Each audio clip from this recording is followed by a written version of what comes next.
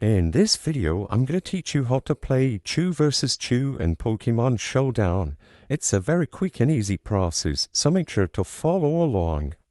First of all you have to do is first make sure you and your friends set up a username over here at the top right corner of the screen. So everyone who's going to play, either 4 players or Chew, need to go over at the top right and set up their username. You don't have to log in, just pick a name. And now join any of the official chat rooms over here.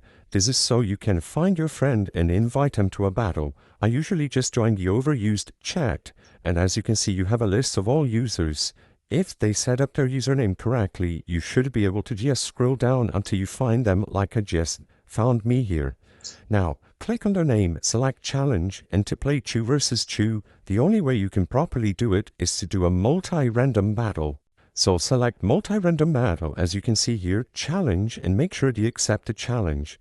As you can see, for multi-random battle only, you can input a player 3 and player 4 by their usernames and add them to this match. I can't demonstrate this here, but all you have to do is type up the name they chose and you will be able to add and invite them to this match.